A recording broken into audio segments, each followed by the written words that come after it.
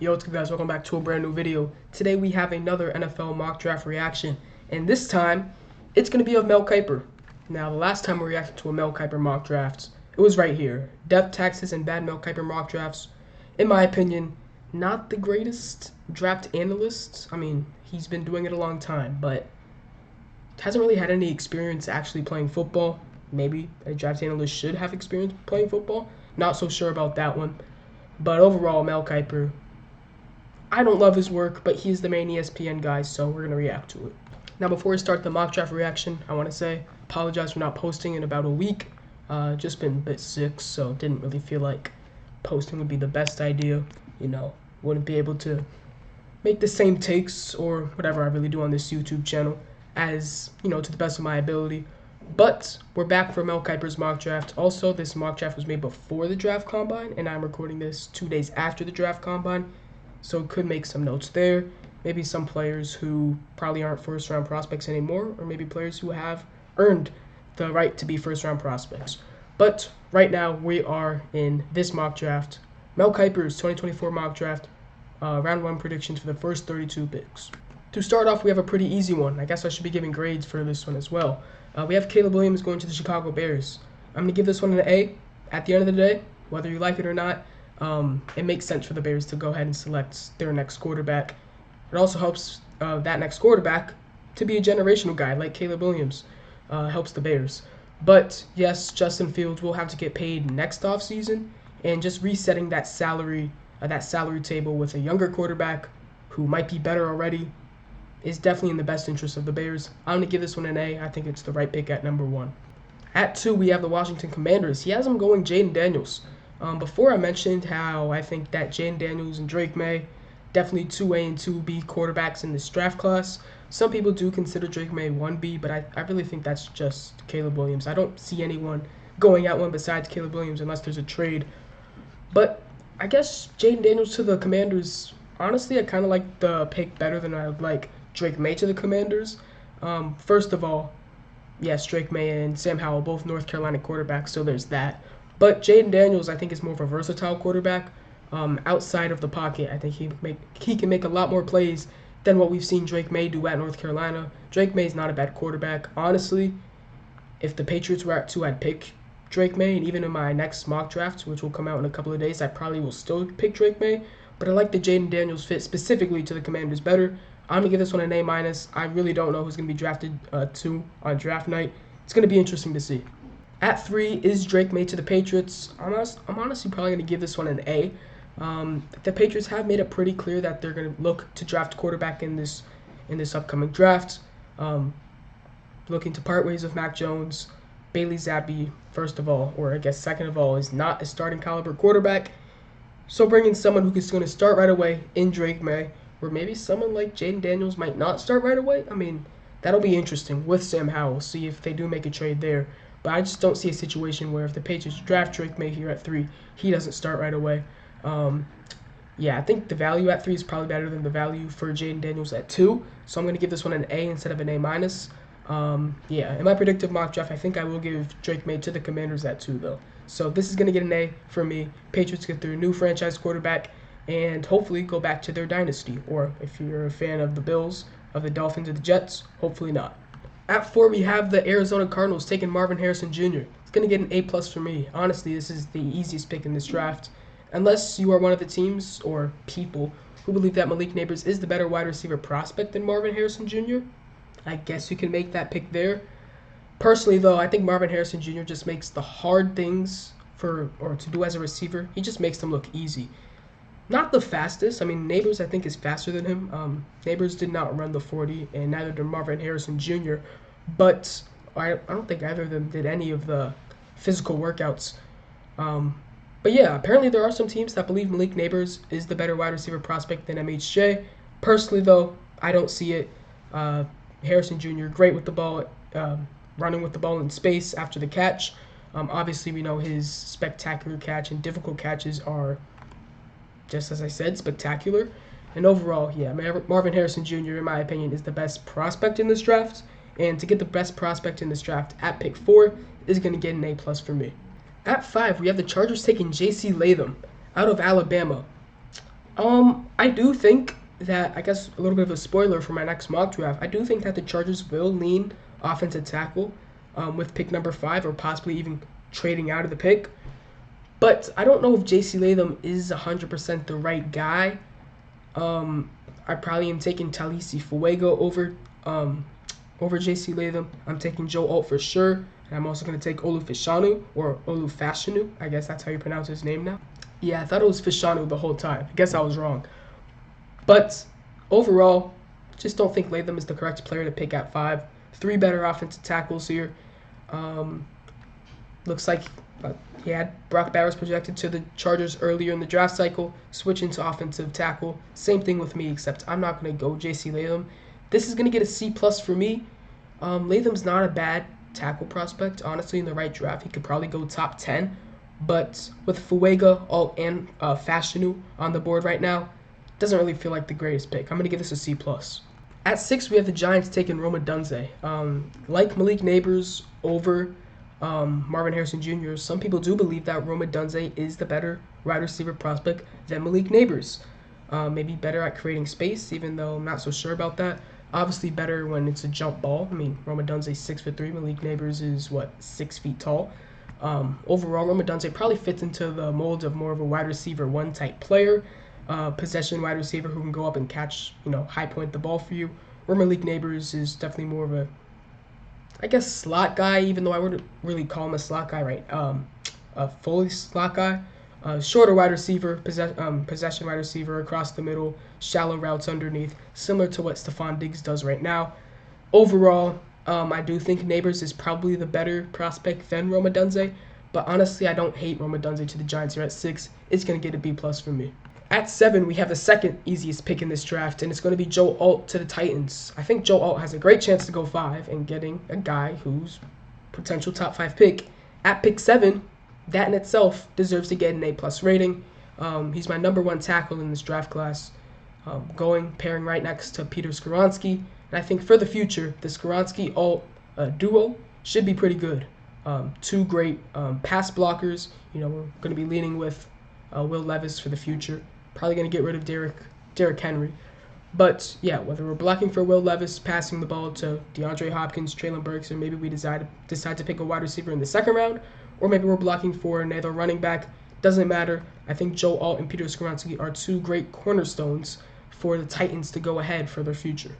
At 8, we have the Falcons going Dallas Turner. And I think after this draft combine, there's a pretty good chance that the Falcons go ahead and take quarterback here at 8. And if not, go ahead and trade up into the top 5 to take a quarterback at 5. Because, the Chargers are there. Apparently, they're looking to trade that 5th overall pick. So they could go ahead and jump into that top 5 and try to draft either, we'll see if Jaden Daniels possibly falls, or maybe even J.J. McCarthy. You never really know. Overall, though, yes, edge is a pretty big need for them. But with quarterback being on the board, I might want to lean quarterback. I know I've said J.J. McCarthy doesn't really deserve to be a first-round player, but honestly, it's time to practice what I preach in saying that as much as, or as high as teams need quarterbacks will be drafted high. If a team needs a quarterback at pick 8, like the Falcons do, despite him probably being mocked or as good as a 2nd-round prospect, he can end up being drafted 8, and I think that's what might happen with J.J. McCarthy, and maybe even higher. Falcons at 8, though. Dallas Turner. Edge, I guess, is a prominent need. I'm going to give this a B+. Do I think they should draft quarterback here at 8? No, but it's kind of feeling like that it could happen. Whether they sign Kirk Cousins, Russell Wilson, Desmond Ridder will not be the quarterback going into next season. Sorry if I'm still sounding a little bit sick, but we do have Malik Neighbors at 9, and this is going to get an A+ for me, just because if we're able to, in the same draft, get Caleb Williams and Malik Neighbors, that's got to be a win-win. Malik Neighbors, in my opinion, wide receiver 2 in this draft class. And yeah, just getting a player like him at pick 9, a guy who I think would probably be a better fit to the Giants at 6. But yes, a DJ Moore, Malik Neighbors dual wide receiver will help the progression of Caleb Williams a lot more than what Darnell Mooney did to Justin Fields. I'm saying Justin Fields did not have a lot of weapons coming into the Bears, as a starting quarterback, as Caleb Williams might have Malik Neighbors and DJ Moore. that's one way to help your quarterback for the future. Neighbors here at 9, it's going to get an A+ for me. At 10, we have Brock Bowers to the New York Jets. Here at 10, a lot of talks about Talisi Fuega. I probably would still lean that way. I know Bowers is definitely a top 3 prospect in this draft class. He's a generational tight end. Just don't really love it to the Jets here at 10. I think they have to get offensive tackle. I don't know if they're going to plan to trade back up to maybe, take one of the guys like Tyler Guyton, maybe Amarius Mims, possibly someone like J.C. Latham. But, yeah, I think with Fuega, Latham's not even on the board. With Fuega, with Fashanu, it's probably the only, maybe even with Amarius Mims still being on the board, I like that pick probably better than Brock Bowers. It's going to get an A for me, though. Actually, no. It's going to get a B+ for me. Reason it's not lower, yes, they do need tight end, and also Brock Bowers is a generational talent, so you really can't go wrong that way. But fit-wise, I would rather see a tackle here at 10. At 11, we have Jared Verse to the Vikings. They do need edge. They're another team that I could possibly see J.J. McCarthy go to, because it's looking like Kirk Cousins will not be their starting quarterback next year. But with the departures of Marcus Davenport, even though he really didn't do anything for them last season, DJ Wanham, along with Anthony Barr and possibly Danielle Hunter, even though I do think they're going to look to bring him back. Even with Danielle Hunter, their edge depth, or just maybe even starting in general, not looking so good. So I think bringing in a guy like Jared Verse would help them a lot. I would lean edge, maybe corner if you value Terrion Arnold this high as cornerback 1, and then obviously quarterback. But I think Jared Verse is the right pick here at 11. It's going to get an A- for me. At 12, we do have J.J. McCarthy finally go here to the Broncos. And honestly, I do like the fit. I'm not sure. Okay, so this is going to be before they cut Russell Wilson, because he does say they're almost certainly going to cut Russell Wilson. As we know now, they did, and this mock draft is from 8 days ago, so can't give them credit on that part. So I'm not sure if they're going to look in free agency to possibly get their new quarterback, whether that's going to be Kirk Cousins, Justin Fields, Ryan Tannehill, maybe another veteran guy that's not on the top of my head. But J.J. McCarthy is honestly not a terrible choice either at 12. Only thing for me is I don't really see Sean Payton going into next season with a quarterback as inexperienced and young as J.J. McCarthy. But one thing J.J. McCarthy does have going for him, though, is he won a national championship last year. So there is some experience in that nature. But as a year 1 starting quarterback in the NFL, don't really see it. The Broncos, honestly, their receiving weapons right now, not amazing. Jerry Jeudy, not really. Courtland Sutton, probably at the peak of his powers right now. So they're definitely going to have to bolster up his weapons. But J.J. McCarthy to the Broncos here at 12. It's going to get a B+ for me. I just don't really see him as being a year 1 starting quarterback. But if they end up bringing a guy like Kirk Cousins, I think this McCarthy pick at 12 does make a lot of sense. So I do like the pick. It's going to get a B+. At 13, we have the Las Vegas Raiders taking Byron Murphy. Apparently, this is also another pick that could end up being traded. Maybe if Brock Bowers falls to around 13, could see a team like the Dolphins, maybe the Bengals, try to trade up for the elite receiving weapon. But Kiper did have him going at 10. But Murphy at 13, honestly, I like it. I think right now Murphy is probably a secure top 20 prospect. Doesn't fall past 23 to the Texans at all.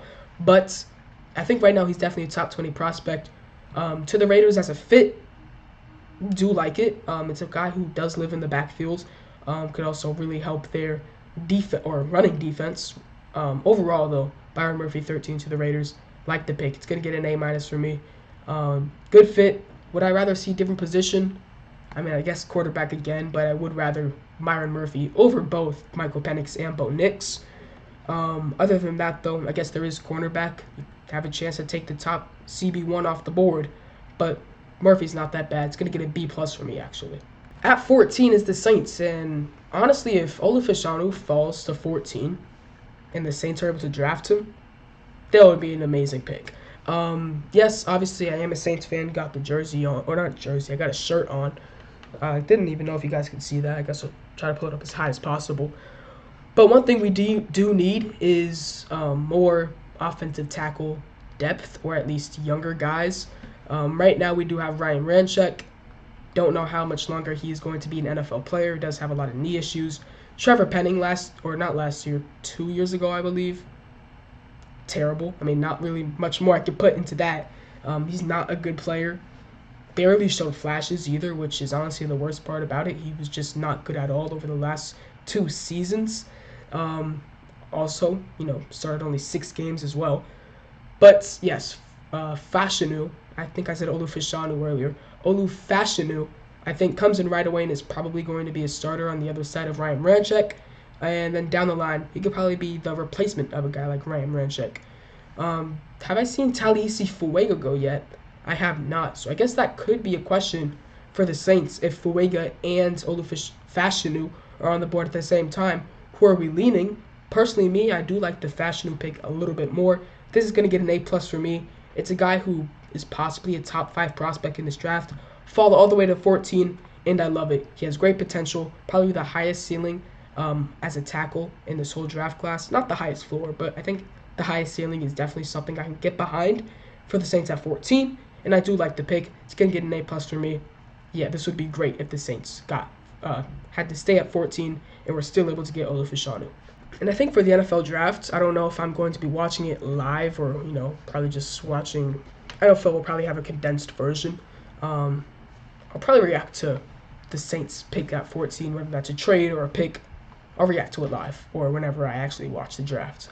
At 15, we have the Indianapolis Colts taking Terrion Arnold.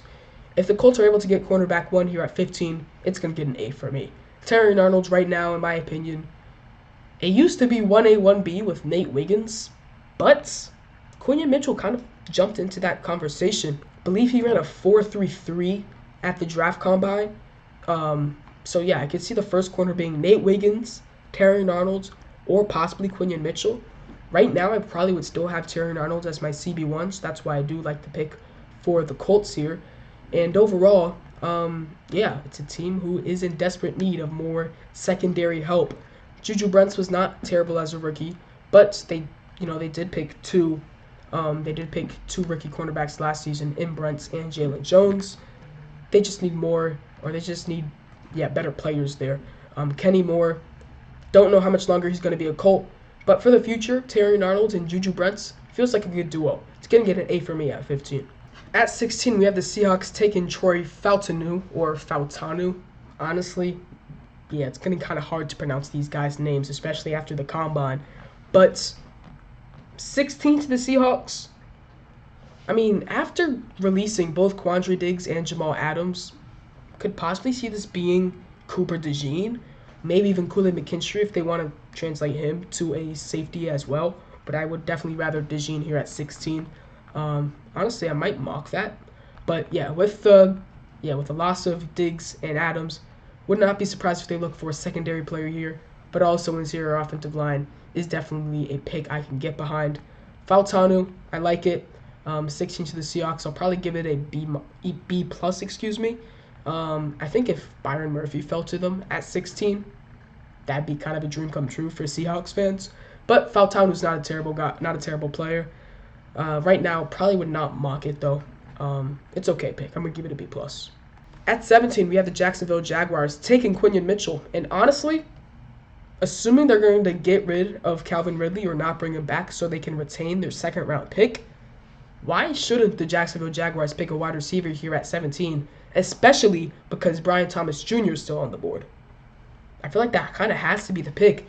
I know Quinyon Mitchell at 17 is amazing value. Just for that, I'm going to give it a B+. But I would love to see them take wide receiver here. Right now, your receiving options, you got Christian Kirk. You got Parker Washington, a younger guy, but had some moments last year. You got Evan Ingram, obviously. I think we do need to get one more wide receiver 1 type player in that, and I think that guy can and should be Brian Thomas Jr. This is going to get a B+ for me, but I think Brian Thomas Jr. to the Jaguars at 17 would kind of be a match made in heaven, especially for Trevor Lawrence. So Quinyon Mitchell's okay, but Thomas Jr. would be better. At 18, we have Talisi Fuega to the Bengals. If the Bengals are able to get a guy like Fuega, who really, best case scenario, can go 5, at least best case scenario for him, I could see the Chargers take him as the best tackle in this class.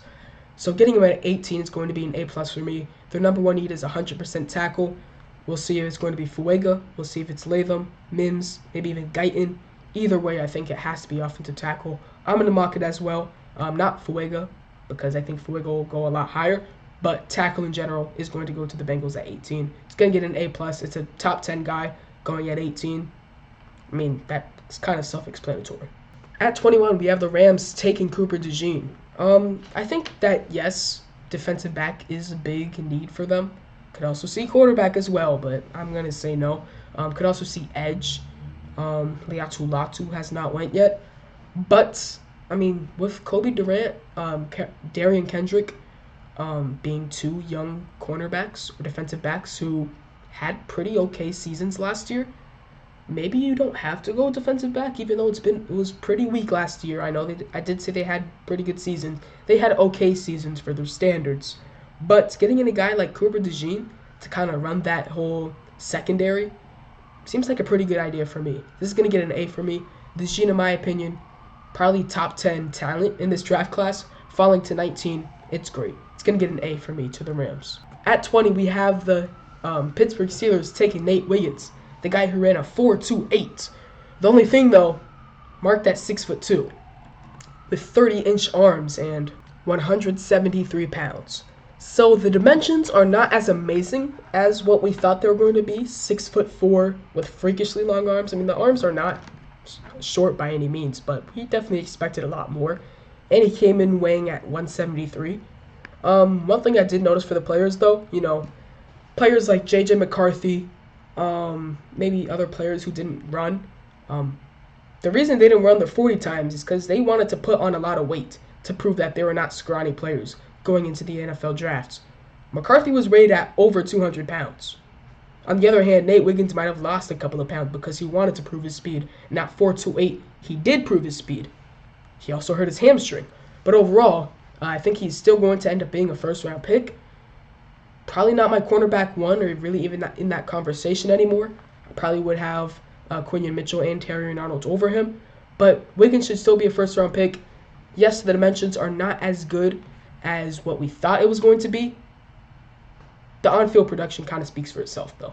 So here to the Steelers at 20, I'm going to give it a B+. But overall, I think Nate Wiggins is still going to be a good player. Does need to work on that tackling. At 21, we have the Dolphins taking Graham Barton. He has him listed at center. I think Barton is going to come into the league being able to play every single position, which might help him or might hurt him. I'm not sure. But with Jackson Powers-Johnson not going yet, I don't really understand this pick. It's going to get a C for me. Yes, my lowest grade so far in this draft. If you think Barton is the better prospect, offensive lineman prospect, than Jackson Powers-Johnson, then I can understand you. But the better center prospect, I can't really get behind. I probably will take Jackson Powers-Johnson or maybe even possibly Zach Frazier for the Dolphins here at 21 if they need center. Interior offensive lineman, though, you can kind of persuade me of the Graham Barton pick a little bit more. But because he's listed at center, Jackson Powers-Johnson kind of feels like the right pick. This is going to get a C+ for me, actually. At 22, we have the Eagles taking Leatu Latu. So similar to what was that team? I guess it was the Broncos or not the Broncos, the Seahawks having cut Jamal Adams and Quandre Diggs. But yeah, similar to the Seahawks, Jason Kelce just retired. So I think probably, or most likely, if Jackson Powers-Johnson is on the board at 22, kind of has to be the pick. I'm going to give the benefit of the doubt, though, because at this time, Kelce did not officially announce his retirement. He didn't know that they were going to have a gap at center. But Latu here at 22 is going to get a B+ for me. Could see injury issues at the combine, though. He tested well, and he had no signs of any medical issues at the current moment. So, good sign from him. Honestly, I did mention that I thought if Leatu Latu had an amazing combine, he could sneak into the top 10 conversation. But it was okay. I mean, it was good enough to solidify him as a first-round pick. It's great value, though, here at 22. It's going to get a B+ for me. At 23, we have the Texans taking Tyler Guyton. I think with Johnny Newton on the board, probably the best pick possible. I mean, Brian Thomas being on the board as well. You don't really have a player right now like Brian Thomas Jr. You have Tank Dell and John Mechie, who in my opinion are definitely more slot guys. Tank Dell will be ready for the beginning of next season. I mistakenly said he wouldn't a couple videos ago. But yeah, with Tank Dell, Mechie, both slot guys. Noah Brown had one pretty good year. I don't know how good he's going to play next year. And Nico Collins, your wide receiver 1. Kind of want to get a wide receiver 2 guy there with Brian Thomas Jr. to kind of just slip right in. But I guess Tyler Guyton, not a terrible pick. Don't know if he goes this high at 23. Probably see him in later, in late 20s, maybe early 30s. But it's going to get a B- for me. I would like to see Brian Thomas Jr. To the Texans. And imagine a Brian Thomas Jr. CJ Stroud connection. That'd be pretty crazy.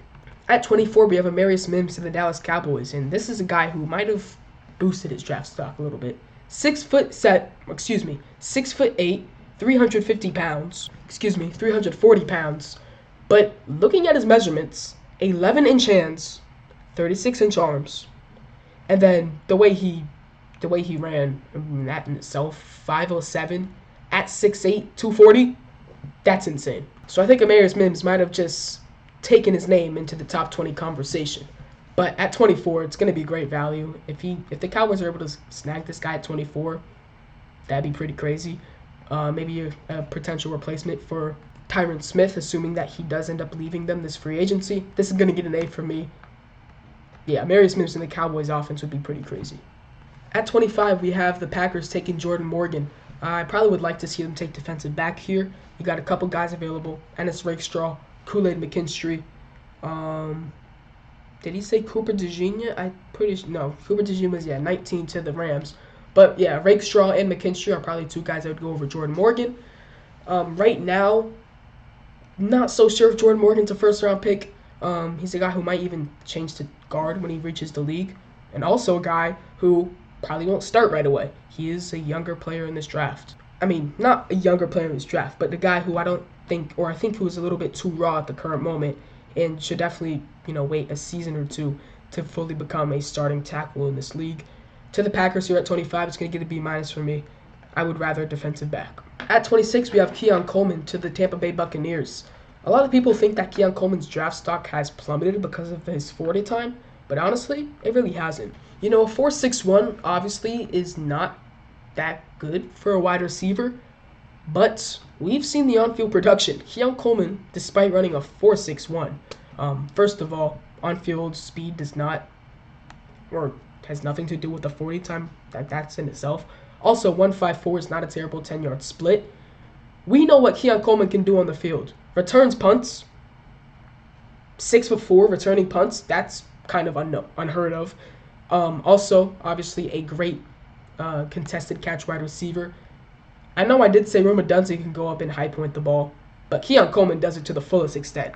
And I think if the Tampa Bay Buccaneers are able to snag him here at 26, it's going to be an amazing pick. I like this pick. It's going to get an A from me. I'd be shocked if Keon Coleman was not a first-round player. At 27, we have Darius Robinson to the Arizona Cardinals. Edge, interior defensive lineman. We'll see how he translate.